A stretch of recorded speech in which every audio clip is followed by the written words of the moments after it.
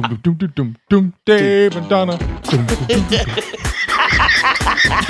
You're listening to the Help Me with HIPAA podcast, where HIPAA and humor collide to make learning fun. Your delightful hosts are Donna Grindle and David Sims. Relax, HIPAA help is on the way. My name is Jolene. I'm from Atlanta, Georgia at the ENT Institute, and you're listening to the Help Me with HIPAA podcast. Welcome to the Help Me with HIPAA podcast. My name is David Sims with HIPAA for MSPs and Security First IT. Joining me is Donna Grindle of Carden. How are you doing, Donna? Hey, I'm well. Are you hunkered down? I am hunkered down. I haven't been anywhere, in way longer than what most people, I think I've been somewhere twice in March. Yeah. So it's kind of funny because, the whole social distancing, working from home thing, my technician is like, yes, finally everybody gets to be like us. It's, the anti-human thing. Yeah. They don't want to be around anybody. They love it. Yeah, I know. See, and for us, it's normal work days. Nothing's really dramatically different other than we don't, go out to meetings. But our work has not changed really at all. Yeah. Ours has changed. Not how we work. Yeah. That's the part I'm saying. How we work, the things we're working on, dramatically different. Yeah, because we work from home one day a week anyway. We did that forever because, we were testing our instant response plan. Isn't that a novel idea? Yeah, so we always tested it to make sure that everything we had, not only did it work, but everybody's fully aware of how to function remotely. And we did it weekly because if we'd have done it annually, nobody would remember anything we did. Yeah. So, see, that's why you do those things. Yeah, so everything's kind of went off without a hitch for us. Now our clients, on the other hand, are completely burning down.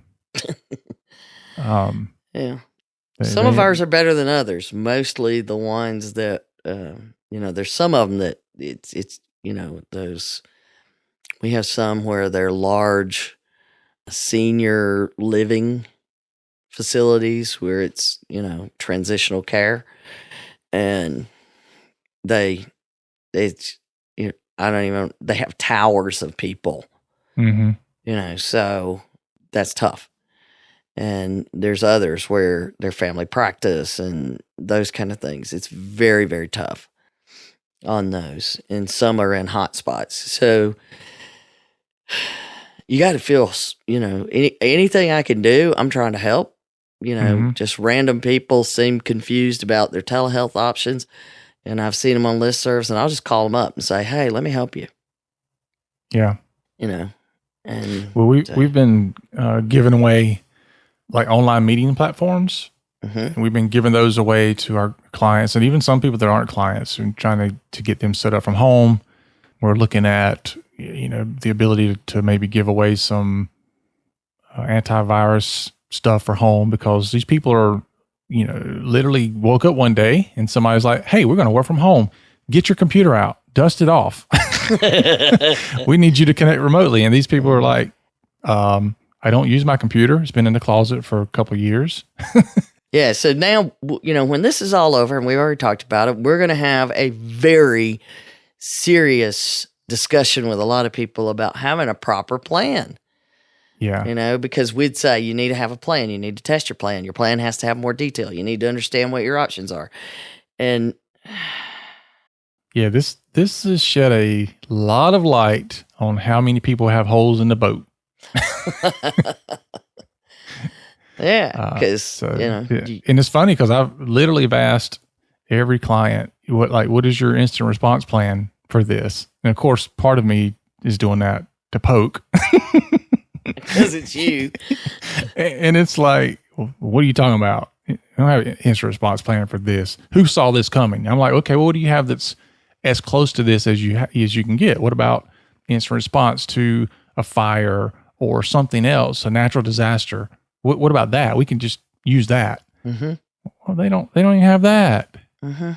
Or they have it and it's like, yeah, but this, you start looking at it and you're like, this, you never tested this, obviously, because there's some parts in here that it is not going to work. No, it's I got that from somewhere. Yeah, I appreciate you having the template, but this is not helpful. Yeah, which is, where we are these days. And I certainly, I get frustrated with, who would have seen this coming? Come on. But see, I want to say that, but then most people aren't sitting around trying to figure out everything that can go wrong. Mm-hmm. But they're also not listening to us when we tell them, we've been talking about epidemics and outbreaks and all this kind of stuff, and people just roll their eyes and blow us off. And statistically, it's been nerd math has been showing it for over a decade as a potential issue. The nerds have been out there, yelling, this is a problem. Mm-hmm. And this is what happens when you don't pay attention. Well, from now on, I'm hoping that when people look at their risk matrix, that the likelihood and impact will now be understood a little better. Right. Because, now we don't necessarily want to have one of these kind of events every year or even every decade, but it certainly makes you rethink the things that the impact would be if it does happen and have a plan. I mean, yeah, it's going to be hard to get on the other side of this. Most people, the financial folks, they're saying, oh, no, it's not going to be, it's going to take forever to recover. Well, that might do with certain things. But if they can get the money out to the small businesses are ready to work. Oh, yeah. Absolutely. Yeah. I mean, the recovery is going to be as quick as people can get back to some form of normalcy. Right. Yeah. I mean, the market dictates how quickly we'll rebound. Mm-hmm. So it's just a matter of if people get back out there and do what they did before, it will be okay faster. If they kick into this, I'm scared to spend any money and I'm going to hold on to everything, then it's going to take a long time. Well, it's not even going to be that. It's can we keep paychecks flowing? And so, but particularly when you look at healthcare, you've got two different, it's vastly different. It's either one or the other, that they're absolutely kicked upside the wall. And I mean, people are risking their lives in healthcare, or they have very little, if any, work and trying to keep things open with telehealth. Mm-hmm. There's not really anything in between where, you look at dental. I mean, you can't do very much telehealth dental. And if there's an emergency, they're dealing with it. But even then, it's very minimal operations. So there's a lot of that we'll have to deal with, is those that are just beaten up, and then those that are beaten up because everything was diverted to trying to save people, which is what we're here for. We talk about it. It's about patient care. That's what we're here for. Yep. So, but anyways, I think I'm going to reach out to one of our clients that's a chiropractic place, and see if he wants to do kind of a funny video about doing chiropractic care over telehealth. and he can say, all right, grab your neck and twist it this way. I just think it'd be funny. You in times like this, you have to find some humor out there, because everywhere you turn, it's bad news and crazy news and fake news. It's terrifying, and so many. So just the things that I have. I pay attention to the text of the bill. We were just looking at it, you and I, where I'm like, here, David, here's the text of the bill. And I know you'll wait till I read it. But the biggest thing that is so hard is those that are on the front line and their stories. And those to me are just heart-wrenching. So anything that we can do. Yeah, I mean, honestly, people need to look around at who is really fighting to keep things going. And you need to be super appreciative. You've got healthcare, you've got first responders, and shameless plug here, but IT, we're busting our butts. Yeah. to make sure people can work from home and do it securely, and trying to get your 10-year-old computer that you haven't plugged in 4 years to print to a printer that's dot matrix. I mean, dot matrix. Yeah, and people freaking out because you can't get email on every device that you have because you're still running an operating system that's outdated by 4 years. I mean, it's a mess. It's a complete mess. And every IT person that I know is working their fingers to the bone from sun up to sundown to try to keep businesses in business. And I'm afraid that on the other side of this, there's going to be very little appreciation for how much IT has contributed to keeping this country running. I think we need to start a campaign, David. All right. I think we'll figure something out that, the businesses that are functioning remotely that haven't been functioning that way already. Now, granted, like I said, we just kept going to work. But all of the people that have converted to these remote work situations, they had to get there the hard way and piecemealed and patty cake together. And that's exactly what David's talking about. And the unfortunate part is those are the same people that they say, my revenue's so far off, I can't pay you. So not only are those tech folks working, 10, 12, 14-hour days trying to keep healthcare and all the other businesses up and running under very not prepared conditions, but that they're also then being told, sorry, we can't pay you. What money you're making is because we're working, but it's the unfortunate reality of where we are. I mean, you look, even, the big providers of services are just groaning under the pressure that we're putting on the networks. Yeah. But I am impressed, when you look at what all of the ISPs are having to do and all these other things. For those of us who know we need internet connection and has the Big Mac Daddy, it's not like it is for some. So I love my fiber. Yeah, it's going to be fun. Yep. So, well, now that we've screwed around, maybe we should do the show. All right. It is always a show. Sugar honey iced tea. But anyways. All right. Yeah. So, talk about some of the app reviews we got. Cause honestly, I didn't know there was an app review.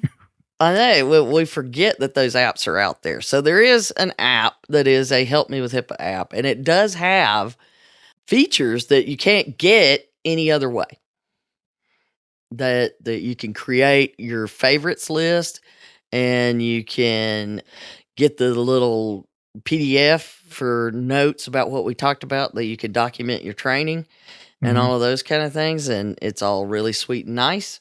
And it's out there on both the Apple App Store and the Google Play App Store.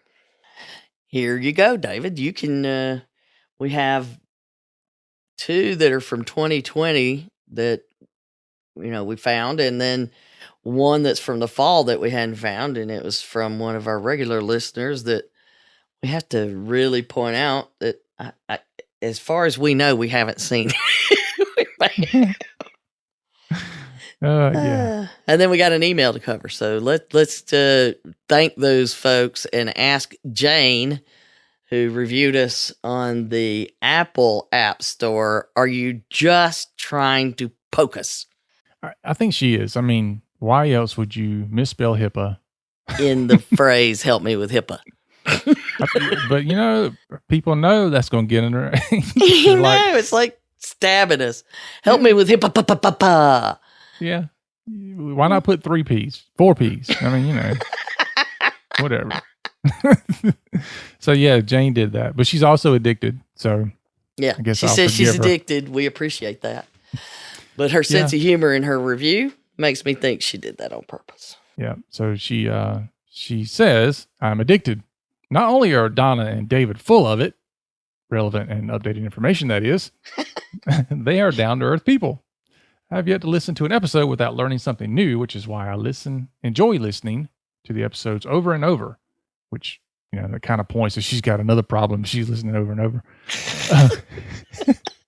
And of course, great information aside, if you enjoy laughing, this is the place to be. Yep, these two are a hoot. Yeah, we appreciate that review in so many ways. I love the full of it and the pa.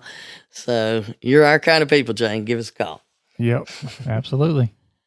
All right, then we got on the Google Play, Gigi. I like that she phrased it like I'd never thought of it before, but when we're trying to explain to people that we have a podcast and they're like, what's a podcast? Yeah.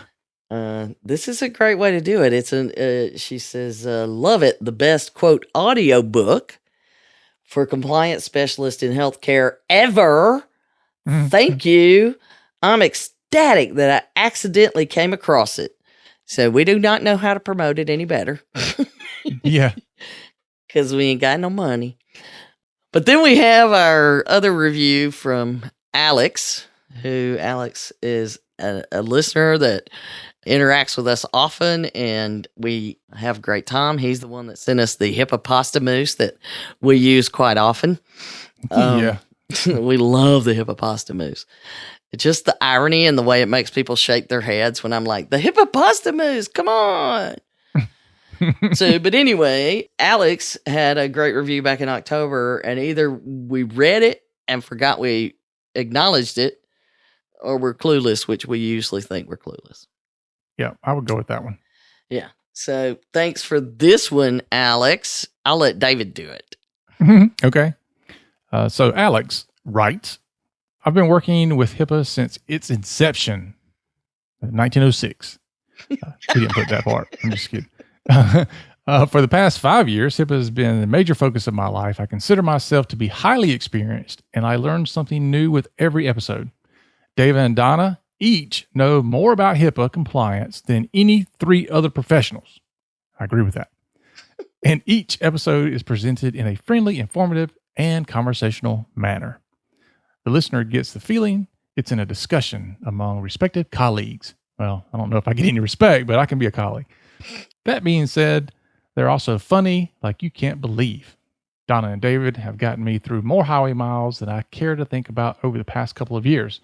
They always have something interesting to present from a perspective I had not thought about before, and they are absolutely entertaining too.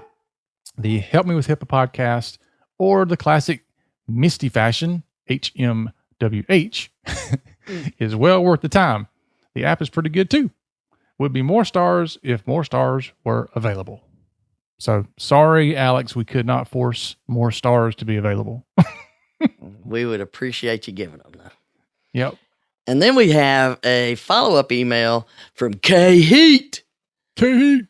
K-Heat. Yeah. We covered an email from K-Heat a few episodes ago, and then we get a follow-up email. Don and David, wow, I'm so excited you read my questions on episode 244 podcast. So there you go. Sincere thanks. My questions were about correlating the high trust CSF with the NIST CSF.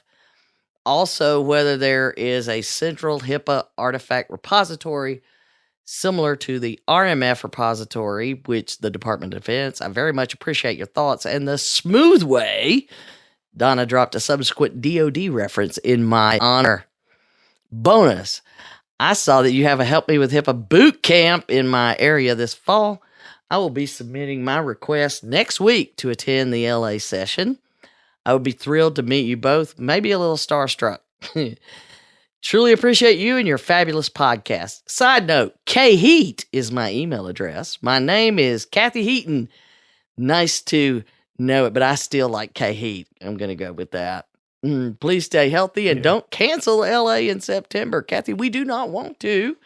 And that's a perfect segue to remind everybody we have, at least for now, set a rescheduled date for our boot camp in Atlanta for August. And for our September dates, those haven't changed.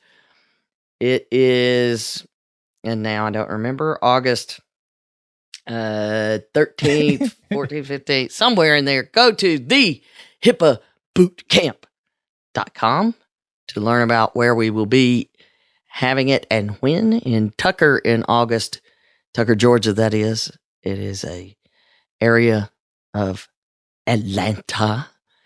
And in September, That's 18 through 20. 18th through the 20th. Thank you. I gave you time.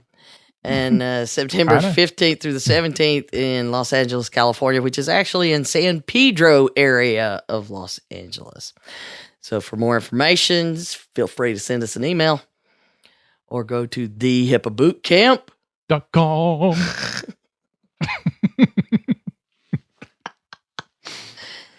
Okay. Now let's get into our updates. Since we spent half the episode messing around, we do have stuff to share with, well, at least share with folks our updates of things that I've noticed and that we may or may not surprise you with, you may be aware of.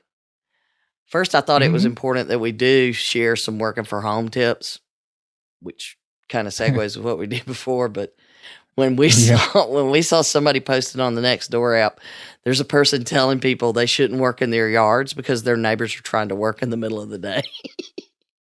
And I was like, can you imagine if we had been saying that, you know? A lot of people work from home all the time. You can't just tell people, throw on some headphones and if you're in a business meeting, everybody knows you're working from home right now. You don't have to hide How many times have we been recording and it's like somebody's outside the window with a weed eater? And the dogs are barking. Your dad comes to get the trash. Yeah. It's funny because, you know, he knows, like most people, is every Friday I'm recording until, you know, around lunchtime or so. And it almost never fails. He rings a doorbell every week. and the dog goes nuts and everything. I'm like, seriously? Yeah, it's pretty often. I won't say it happens all the time, but clearly he never takes it into consideration. If his timing works for him, that's all that matters. And he rings the doorbell. Yeah, I'm like, okay. And then it's funny because if I go answer the door, I'm like, Daddy, I'm in the middle of recording. He's like, all right, let me tell you this quick story. I'm like, oh my God, really? So yes, we're used to dealing with family. I can assure you that is not going to get any better. And right now, when they retired and those that were out of school for vacations were common problems before. Now everybody's out. Yeah, and we live out in the country, so kids run around on four-wheelers. You know, yeah, and the thing now apparently in the neighborhood is remove your muffler from your four-wheeler. So they're like half a mile away, and it sounds like they're in the front yard. Yeah, there you go. That's it. Welcome to the country. I know. But I will say that one of the most important things working from home you have to worry about is when do you take a shower and how often is it truly required? Okay. Why is that a thing? Because I know people that are like, oh, if I don't have to go anywhere for the weekend, I'm not going to shower the whole weekend. I'm going to stay in my PJs. Not going to shower the whole weekend? Yeah. I know people that stay in their pajamas and, you know, it's a thing. I'm telling you. Wow. Yeah. I can't do that. Well, but you take 3 or 4 showers a day. I don't do that, but no. Yeah, I have to have at least my daily shower, if not twice a day. Exactly. That's what Which is why I don't have corona. My corona. Dum, dum, dum, dum, dum. Okay. Yeah. Okay. Sorry. So working from home. I digress. And that does lend us to a lot of people writing articles. And there was an op-ed done in the Boston Herald that was really challenging for me. David spotted it and knew he had to share it with me just because he was poking the bear. This is one of the ones I just send it and I just wait. I don't comment. I don't give my opinion. I just chunk it out there. Yeah. And he says, let's see what circle. happens. What's the shark circle? Well, the article was HIPAA wasn't meant to handle a pandemic. And I'm like, how does that?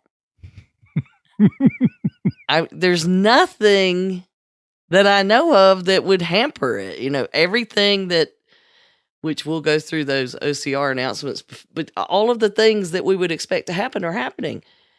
The argument in this article is that HIPAA is, quote, leaving us vulnerable to COVID-19 carriers who don't tell us their names. Thought you'd love that. I thought you would absolutely love that.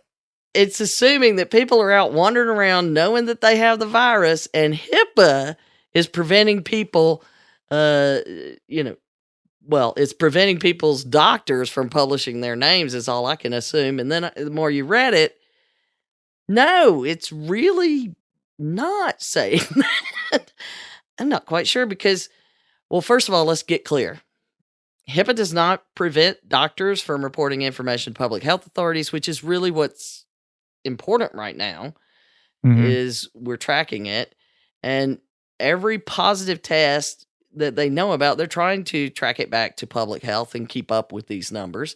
They are very overwhelmed. It's really hard in a lot of areas. If you only have 1 or 2 cases in a rural area, that's one thing. But if you're really overwhelmed, like in Southwest Georgia, there's a hot spot there, and they're fighting. But there's nothing in HIPAA that prevents a doctor from reporting to public health where they should, or if they feel that family members need to know, because they're protecting them, right? So anybody they think needs to be told, they're able to do that in an outbreak like this. They have to protect the public. But that does not mean they post a list of the names. Yeah, but I need to know if my neighbor Billy Bob is infected so I can stay away from him. Well, but then the article says how the reporter who interviewed Tom Hanks and Rita Wilson then later tested positive. And they're saying, well, because they told up front, they knew what they were getting into, and that they opted out of HIPAA. And I went, oh no. Oh. At that point, I went, really? You think HIPAA applies to individuals? And that's, am I wrong as far as what that article seemed to posit? Individuals opt in or out of HIPAA? Apparently that, yeah, even as a reporter can allow you to opt out of your HIPAA stuff. I don't get it. Yeah, I didn't know they were covered entities. It has nothing to do with HIPAA, is what the argument is. It has to do with personal choice. And any person that is tested is free to tell anyone they want about it. And it has nothing to do with HIPAA. Leave HIPAA out of that discussion. And my point, of course, I did have to make a comment on the site, but I haven't seen it posted yet. But I was like, please leave HIPAA out of this. We get blamed enough. But the testing issues we have right now, it's not the people who have it. People who have it are pretty much doing, anybody that tests positive, there may be a random rare person, but people aren't wandering around doing it. There's the crazy lady that coughed over $35,000 worth of groceries. Yeah. Did you see that? Yeah, and she's lucky that there's not a grocery store that I was at, because I would have choked her out I know. on the spot. I'm like, what? Yeah. Well, then that goes back to this crazy thing where you post a video or whatever of you licking ice cream and then putting it back. I'm like, yeah, I'll choke you out too. Yeah. Yeah. That's just ridiculous behavior. Mm-hmm. Those are anomalies. The vast majority of people that you're standing next to who could possibly be infecting you have no idea. Yep. So if you're out in a crowded place, then that's on you. Social distance. But it ain't a HIPAA thing. They should come up with like color changing shirts. Like those ones that change color when you get in the sun. Yeah. Because I got a fever. Exactly. There you go. So if you got a fever, your shirt changes colors. It's a thing, dude. But the bottom line is there's nothing to do with HIPAA if people choose to tell you or not tell you. The vast majority of people do quarantine themselves even from their own families.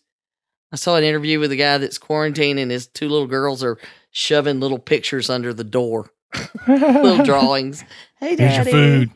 Yeah, here's your food. Talking to him through the door.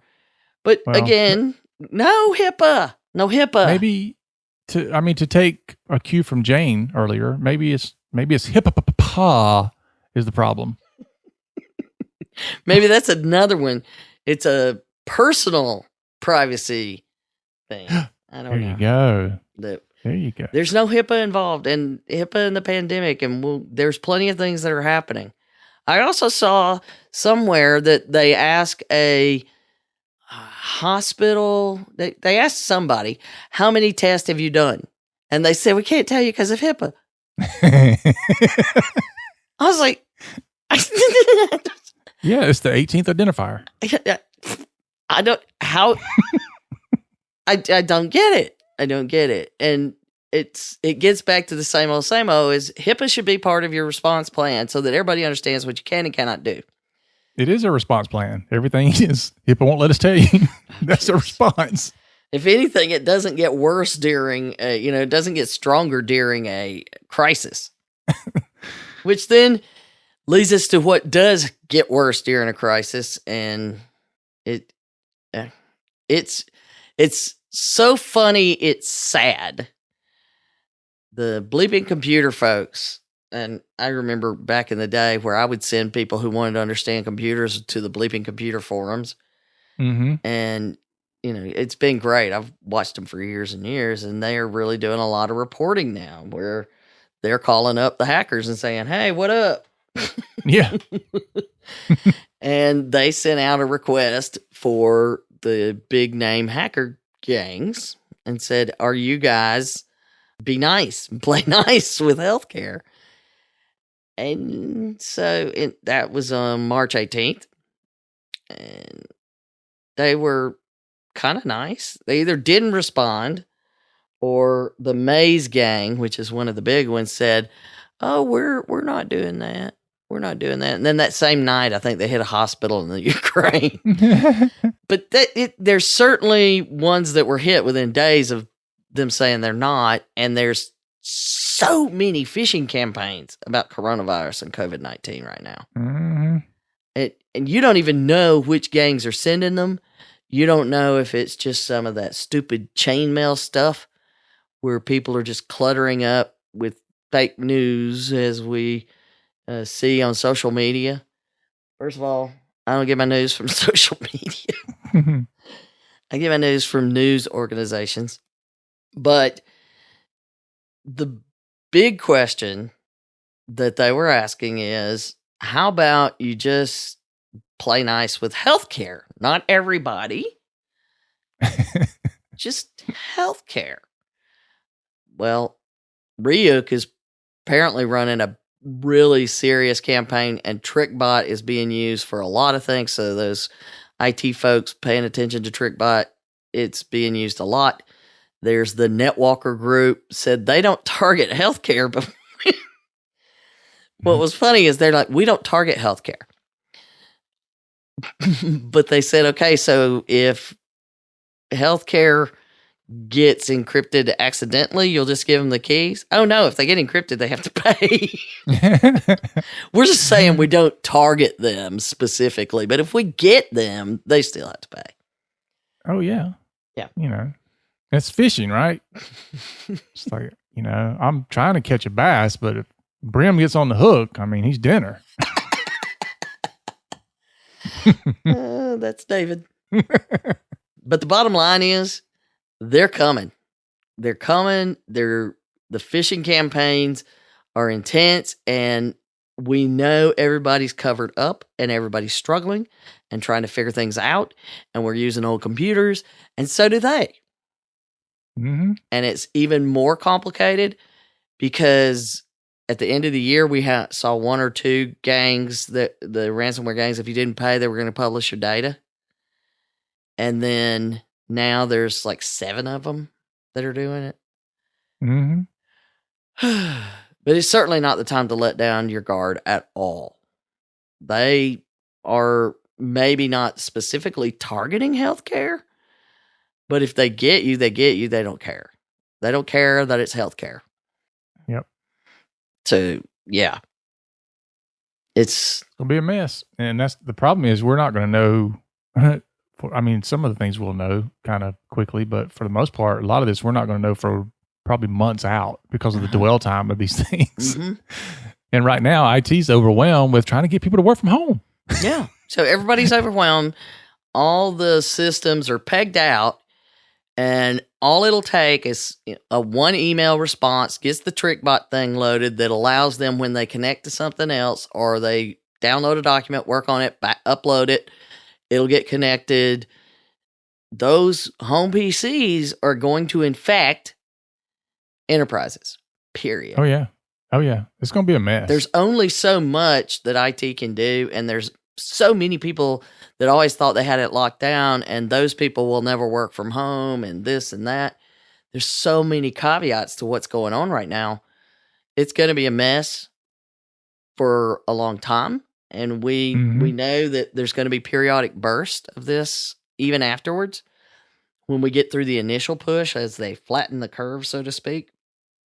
Flattening the curve doesn't mean all of a sudden everybody's well. It just means we're spreading out the sickness of the people. So we're going to have other bursts as people become connected again, and it continues to spread.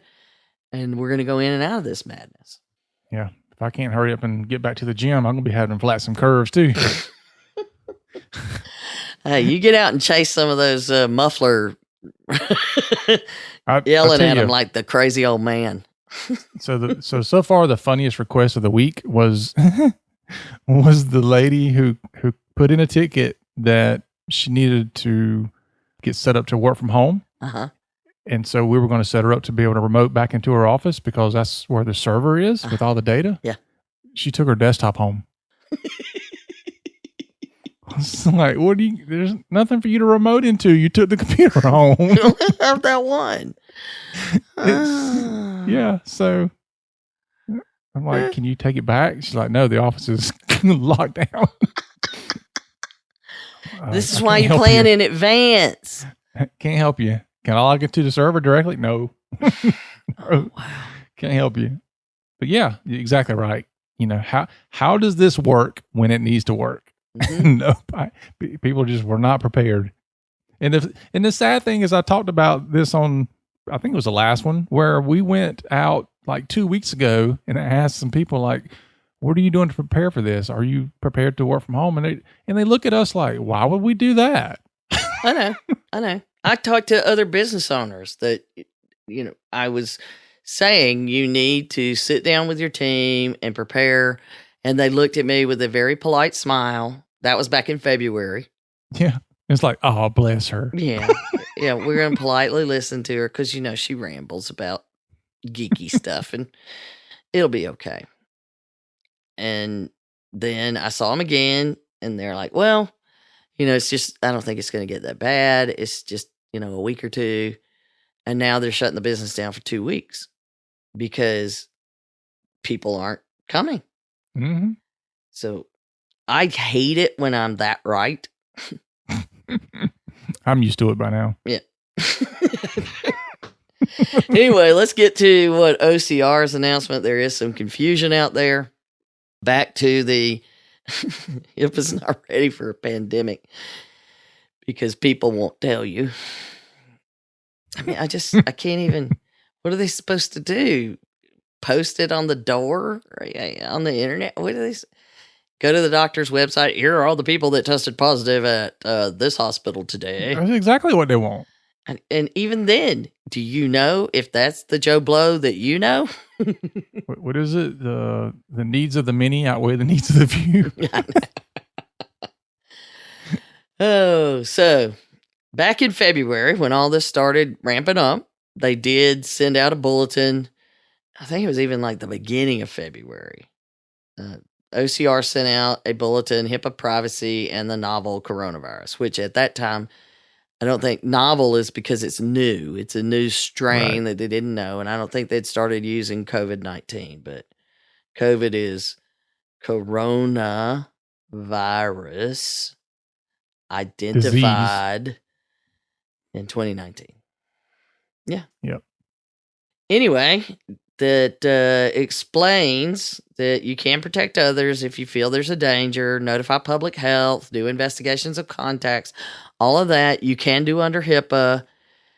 And it also pointed out you don't need special paperwork when they make this a national emergency.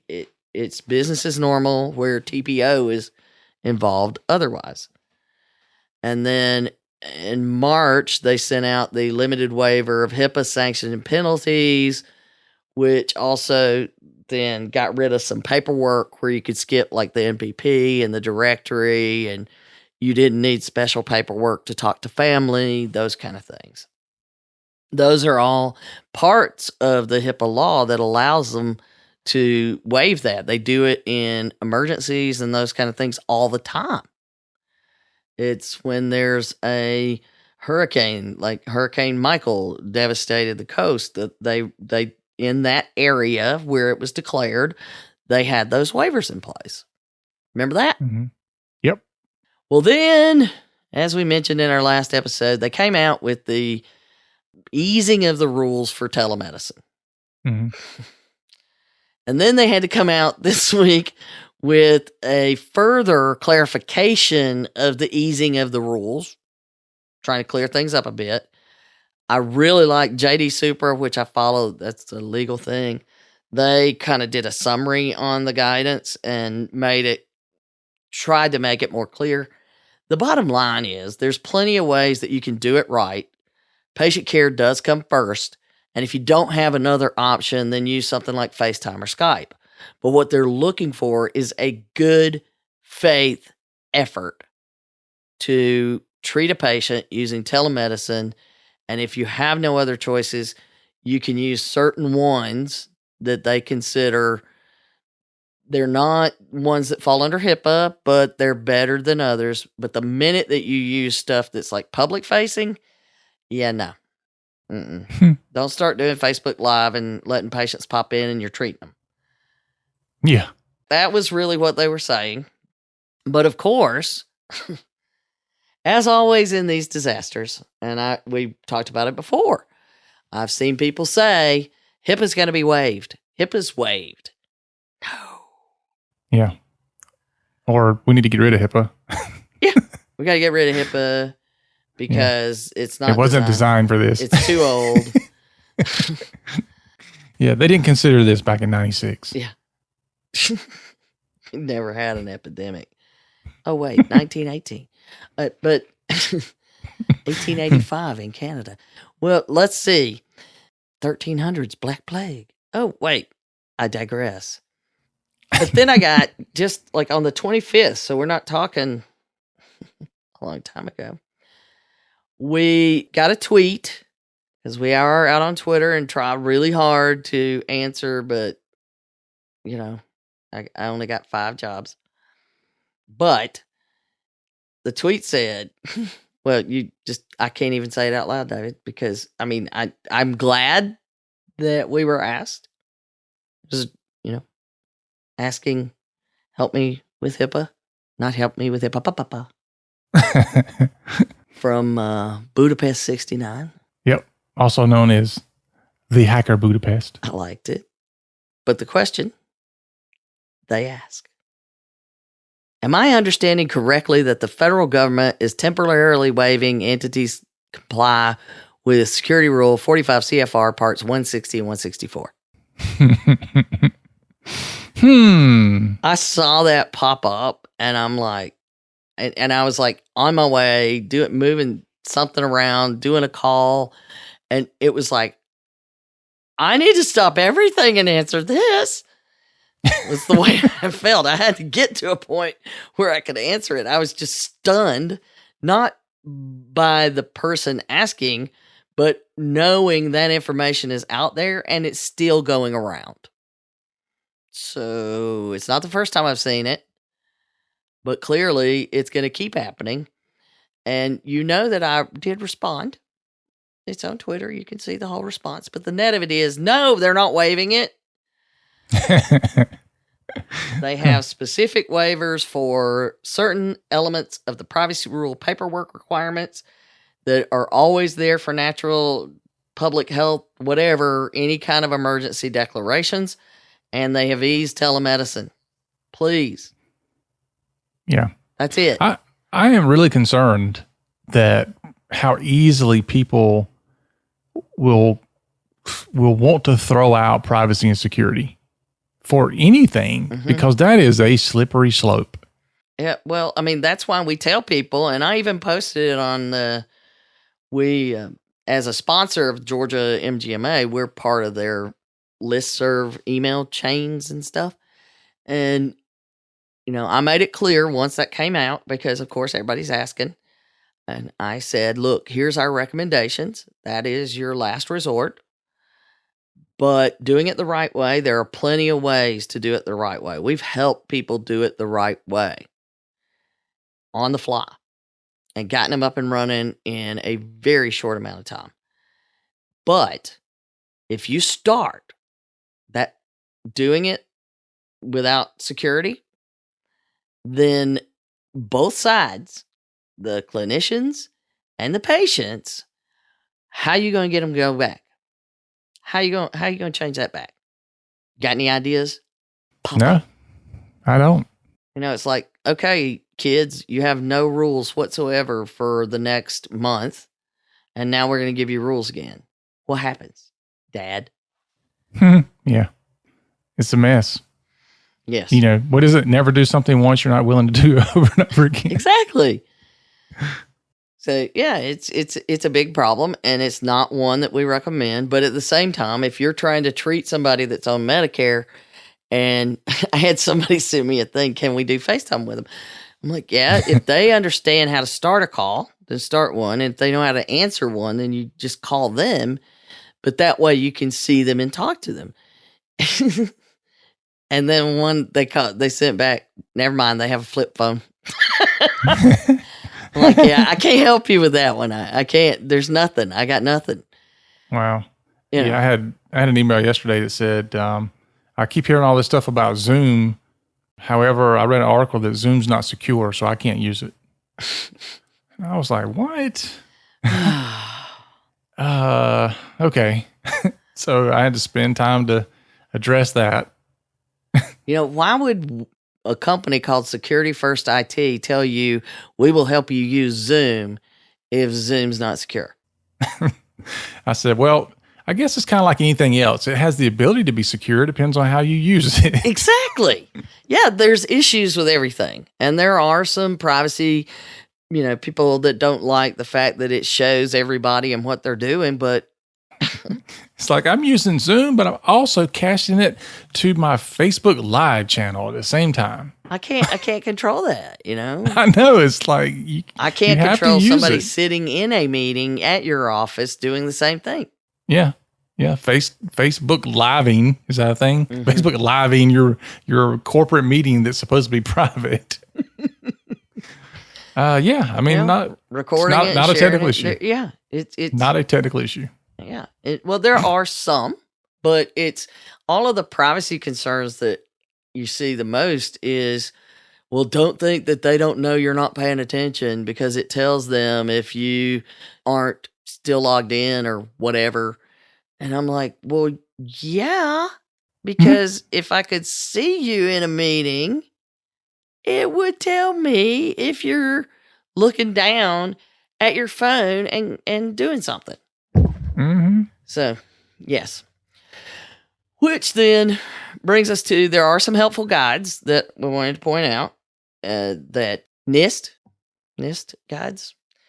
The bulletin that they did is very handy, and it's like a summary of the special publication 800-46 revision 2, mm-hmm. which is security for enterprise telework, remote access, and bring your own device solutions, is what the guide is, which is great.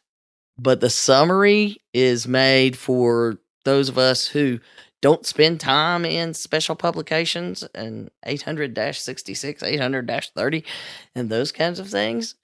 Mm-hmm. The guide that we'll have a link to, it's a NIST Information Technology Laboratory Bulletin. And it's a very nice summary of the information about those topics and the things that you should worry about and understand when you're teleworking and using remote access and those kinds of things. I thought it was quite handy, and it'll be something very handy to use going forward when you do a proper incident response plan. You're asking way too much now. I know. You just went off the rails. And then we've mentioned before, Cybersecure My Business. There are a lot of great pieces of information out there, some great resources, and they've got webinars. They're doing more webinars. They've got plenty of tools. There's a security tips for remote workers guide, just like a 1 or 2 pager thing. They're doing a joint event with the Better Business Bureau called Digital Spring Cleaning Checklist. Certainly worth checking that out. They have several pre-recorded webinars for businesses. The Better Business Bureau one is well worth just going to the link so you can see the pug that's in the ad that's hysterical. It's dressed in cleaning gear with a duster. It's well worth it. Anyway, as you spend time looking for information, it will be there. Those are 2 of the areas. NIST is doing a lot of stuff. Cybersecure My Business is doing a lot of stuff.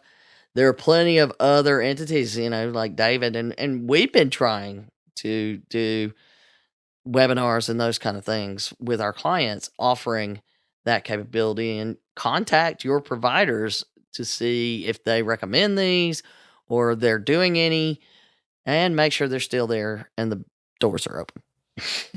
Yeah. That is a thing. Mm-hmm. And that's where we are for right now.